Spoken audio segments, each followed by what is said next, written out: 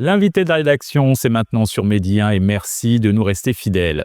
Au Sénégal, le Salon de l'entrepreneuriat féminin, CEF, vit un tournant décisif avec l'organisation de sa nouvelle édition. L'événement qui célèbre cette année ses 4 ans d'existence souhaite renouveler l'exploit de rassembler les entrepreneurs les plus déterminés du pays afin de leur offrir un accès à des opportunités concrètes tout en construisant un réseau solidaire destiné à propulser l'entrepreneuriat féminin. Pour en savoir davantage sur cette nouvelle édition qui se veut plus impactante, nous sommes avec sa promotrice et fondatrice, Madame Salimata Thiam. Merci d'avoir accepté notre invitation. Tout le plaisir est pour moi, Alexis. Madame Thiam, tout d'abord, après 3 éditions réussies, en quoi la 4e édition marque-t-elle une étape de maturité et de pérennisation pour le CEF? En effet, cette 4e édition marque notre expérience par rapport à l'organisation de cet événement qui quand même dure depuis 4 ans. Donc, cette 4e édition, c'est une confirmation par rapport à l'organisation et au déroulé de l'événement. Chaque édition reposant sur un thème, quel est le thème retenu cette année et comment reflète-t-il les enjeux actuels de l'entrepreneuriat féminin, particulièrement au Sénégal? Le thème retenu cette année est l'entrepreneuriat féminin, un levier clé du développement durable. Pourquoi le choix de ce thème? C'est pour montrer l'importance, l'impact que relève l'entrepreneuriat des femmes dans l'écosystème, dans l'économie mondiale et nationale. Le salon se déroule sur 2 journées. Pouvez-vous décrire les spécificités et moments forts de chacune de ces journées?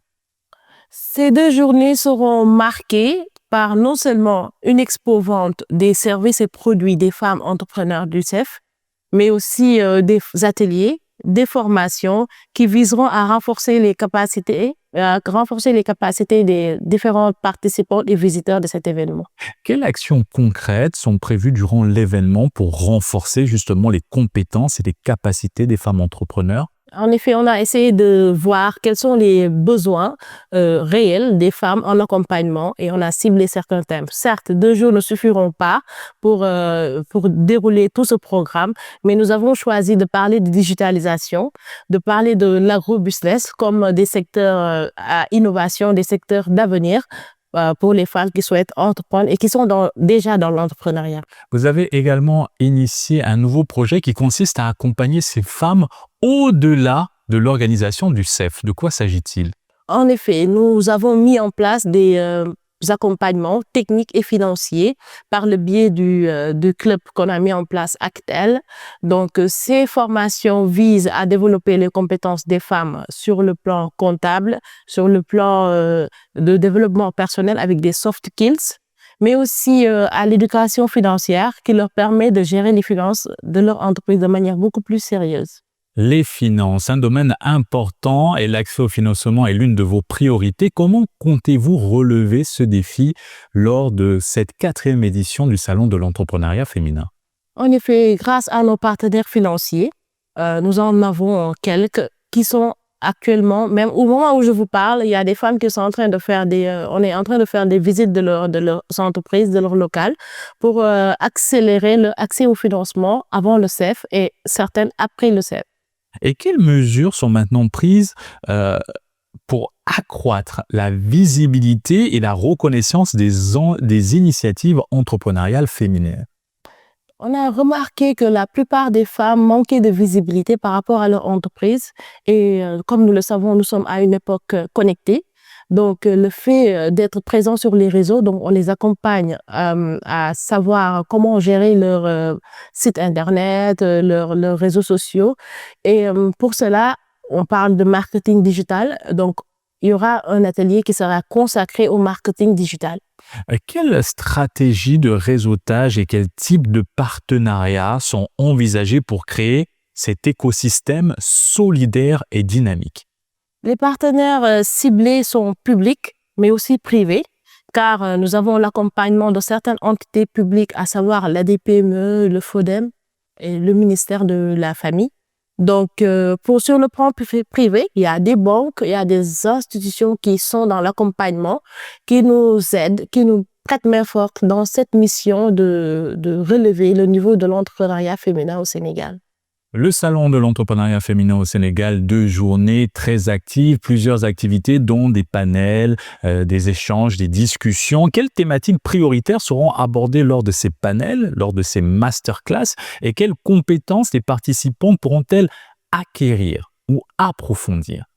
Il y aura des panels qui seront axés sur le développement personnel. Car, comme nous le disons toujours, on ne peut pas développer une entreprise si on n'est pas encore soi-même bien équipé, à savoir renforcer la confiance en soi, savoir équilibrer la vie professionnelle et privée, familiale. Donc, il y aura aussi des thèmes comme sur la digitalisation, comme je viens de le dire, parce qu'avec l'IA et toutes ces innovations du siècle, il faut que les femmes se mettent à jour. Nous allons aussi parler d'agrobusiness, ce qui est un secteur clé, un secteur d'avenir, et pourquoi pas les femmes puissent être les devant de cette activité, à savoir l'agriculture, la transformation. Elles y sont déjà, mais de manière très informelle. Donc, comment faire pour les accompagner, pour qu'elles puissent acquérir les outils qu'il faut pour être au top et relever les défis. Parlons du CEF en chiffres. Quels chiffres clés et données témoignent de l'évolution et de l'engagement généré par le salon lors de ses éditions précédentes? En effet, si on se rappelle de la première édition où nous étions que 25, et là, on parle de centaines de femmes qui participent, et non seulement du Sénégal, non seulement de Dakar, mais des autres régions du Sénégal, mais aussi de la diaspora et de la sous-région, comme le Mali, la Guinée, la Gambie. Donc, je dirais qu'il y a une expansion quand même, une maturité qui se marque par cet élargissement des participants à travers l'Afrique et la diaspora. Madame Thiam, quel enseignement tirez-vous des éditions antérieures et comment ont-elles permis de préparer le terrain pour cette 4e édition? Les éditions antérieures nous ont permis de cibler, de connaître, d'identifier les besoins des femmes. Parce que les femmes, tout le temps, se plaignent par rapport à l'accompagnement. Salimata, comment faire pour avoir ce crédit? J'ai besoin de ça. Les banques nous demandent un taux exagéré d'intérêt. Les banques nous demandent des garanties que nous ne disposons pas.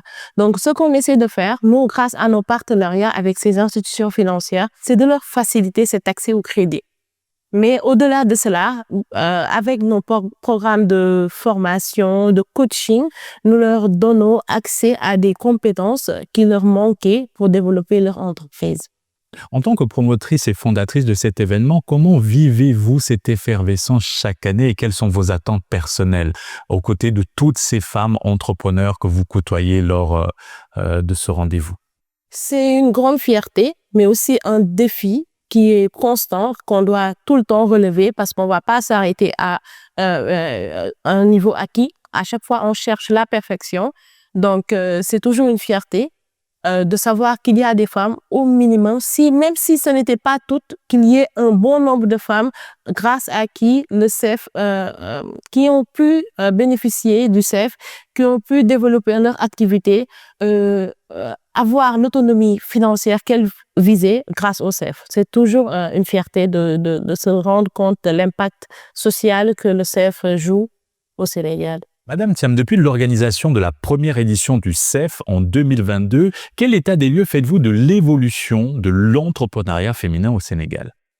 Comme j'ai l'habitude de le dire, l'entrepreneuriat féminin sénégalais n'est plus un rêve, une aspiration, c'est devenu une réalité. Les femmes ont compris leur poids sur l'impact, leur impact dans l'économie nationale et elles essaient de jouer leur rôle tant qu'elles peuvent. Parce qu'elles sont courageuses, elles sont braves. J'en rencontre tous les jours qui essaient d'évoluer, qui essaient de se formaliser, qui essaient d'aller vers l'avant, d'avoir des produits compétitifs, des produits qui sont prêts à être exportés. Donc, ce qui est à souligner, c'est le défaut d'accompagnement qu'il faut. Il y a des entités comme nous, il y en a beaucoup. Il y a aussi les institutions publiques, mais leur action ne parvient toujours pas à satisfaire en globalité l'entrepreneuriat féminin. Merci Madame Thiam pour cet éclairage et encore merci d'avoir accepté notre invitation. Merci à vous, Alexis. Et c'est ainsi que s'achève cette émission. Très bonne suite des programmes sur la panafricaine Média.